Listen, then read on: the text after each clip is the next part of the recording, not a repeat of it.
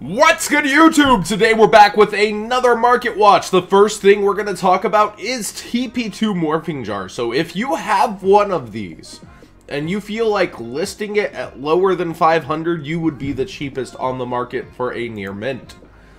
Oh man, as we see here, Land Games has the only near mint on market. These other two are light played, moderate played. This is pretty insane. They had listings at 150 just 2 weeks ago. $150, you could buy it. That's the price that it sat at for a long time. And I don't think this was necessarily bought out because there were so few. I think it might have been a few independent people who were like, everything else from GOAT is going up. I've waited long enough. This was my final piece that I needed. I'm going to get it. I don't think this was necessarily a buyout. There were just so few of them on market.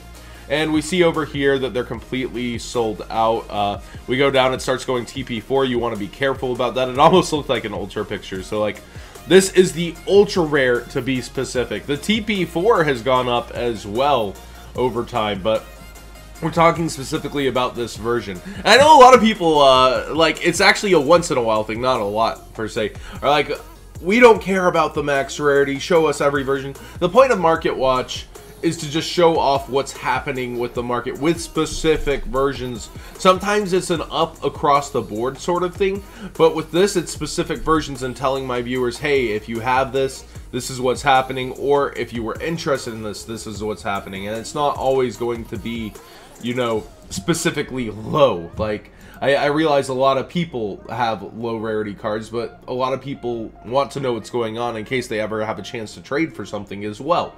TP2 jar is a very hard card to find, and you will not see it often in a trade binder. You will see it perhaps often in max rarity goats, though, as it is a tech in the format. And it's so weird that this kind of resurgence in goats, in goat format, and people getting excited about it has caused this.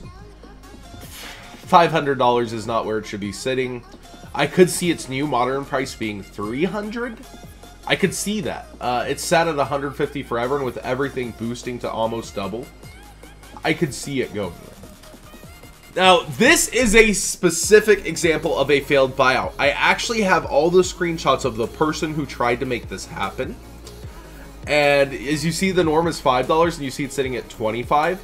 The person actually was like, I'm going to buy them all up. I'm going to make it go up. I'm going to make it happen. And on TCG Player, he did. We see No Limit Gaming here. Our new sponsor, actually the lowest, funny enough. But if we go over to eBay, near minute 7, nice buyout. This is just at best match. Let's see here. So, yeah, we just see plenty of them still 10 and under.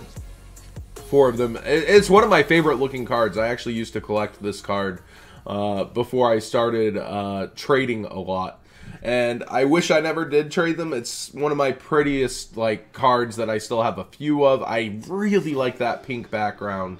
I really do like TP Luster Dragon, if anybody wants to send me some. But it's just so funny to see a failed buyout like this, like the people not just being dicks and like listing at 25 over and over. And I'm not calling No Limit a dick. Like, I'm just saying this is how TCG Player, it's merited because there's nothing under, there's no competition. But on eBay, people are being real about it, and I super appreciate that. Spirit Reaper, $40.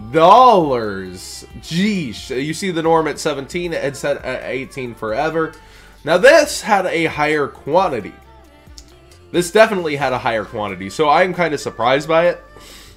We see a ton of people listing with near mint and even lightly played. So then, like, the next near mint is $50.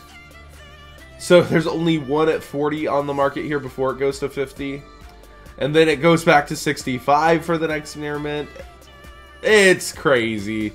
I think it should still, at max, be 30. It shouldn't be a triple price.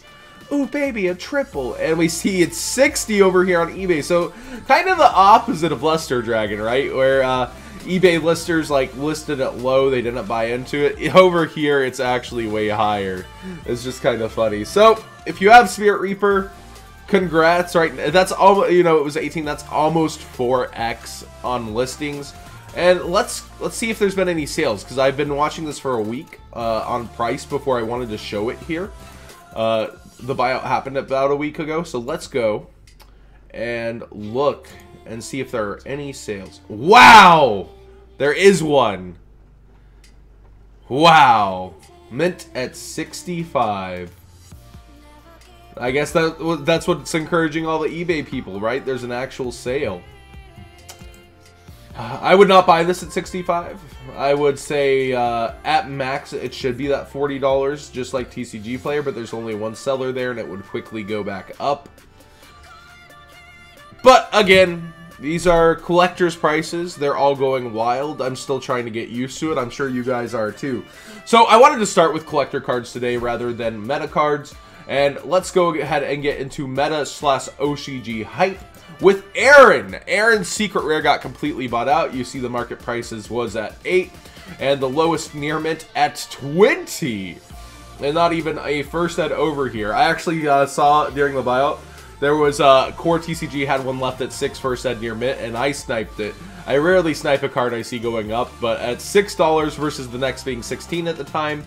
Yeah, so 16s have sold. And it's at like 20. This was always kind of a one of Tech and Lightsworn, and so people might be considering it for Twilight Sworn. It's really good against the people who leave stuff in defense, which tends to be the proper play because of Mirror Force cards, or like, you know, if I have 3300 attack and 3300 defense with VFD, I see a lot of people leave it in defense, especially because I really actually just couldn't tell you why. I usually leave it in attack if I'm going first. Maybe Utopia the Lightning, but he can't activate his effect. So, it's just really interesting to see, you know, this card going up, and having continued, you know, like, there's only this one listing from this one guy right now, and then one from the UK, and, I see more. I specifically have this first ed, so that's the only first ed on market here. So let's go ahead and go with LODT. There are 15 of them, and they start at $15. So it's a little bit cheaper, you know, $20 near mint. That doesn't say near mint though, and it does look to be a bit curved. So this also does not say near mint, y'all. And the first one that does say near mint is 19. That's so weird, right? Like, you would figure, yep, it says used. So they're just not even leaving the, like, played in the title and hoping. Yep, used. Put not mint in the title somehow. Put played, put excellent, or whatever you gotta put, but just make it known in your title that it's, you know, not that way. That's kind of shady. Kudos to the guy right here with the light play. True King Lithosasm, or as I call him, Lithogasm. We just, a lot of us call him Lithogasm. Scott calls him Brown Guy.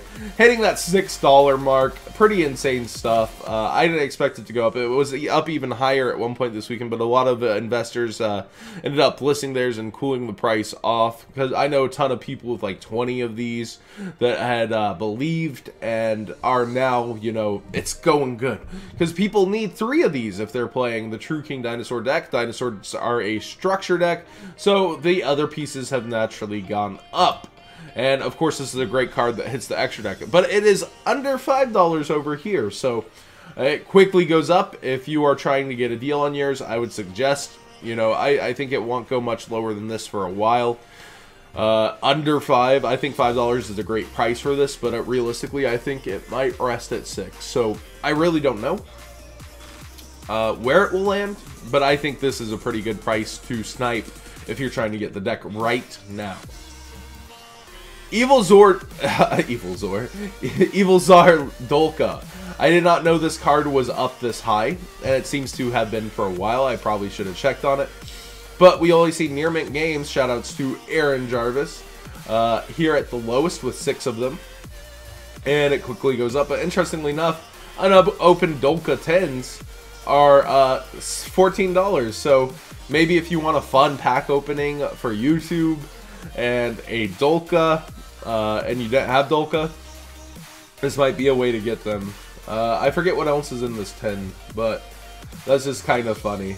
And we see Dolkas are a little under 6 before we get into the weird Orica's. Oh no, her closure ripped. Weird.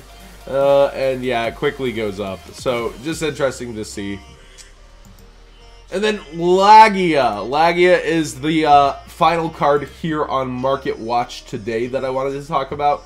It's very interesting to see that the new Duelist Saga rarity is at $8 versus the original Ultra being at $5. That is so weird to me that the OG rarity, first ed near mint, is lowest at under 5 barely. Yet the Duelist Saga is sitting at 8. I guess people really like that brand new rarity. It does look real nice. But to almost double, like $1 more or $2 more and it's double, like, that's pretty crazy to me. I think it's really cool though that a new rarity, a new product is doing so well, and is so well received. So I'm pretty happy with that for it. But we see it's the 10 version, obviously the lowest, the super, and you can come get it even almost whole dollar cheaper here on eBay before it quickly rises up to the eBay price. And then $4 for an Ultra here, first ed, near mint, 3 available. That seems like a great deal. $1 under here, I might take that myself if I didn't have it. So, thanks for watching this Market Watch, guys. I hope you enjoyed it. Plenty of Dino news. Again, I know you guys must be sick of seeing the dinosaur deck go up, up, up, and have change, but it is a truly hype deck. It'll be top 3 of the next format, probably, unless something crazy happens with Spiral or Subterrors. And it's just really good. True Kings just help the dinosaurs so much. And the True Dracos fall real hard to searchable Dogoron, so it's like it's a battle back and forth of like, can you keep out a masterpiece after I Dogoron? How consistent will your deck be? And they have a hard time establishing sometimes, so it should be real interesting to see. Thanks for watching, guys. Hope you enjoyed this Market Watch, and I know you might be sick of the collector stuff too, but it's just what's happening right now. It's crazy.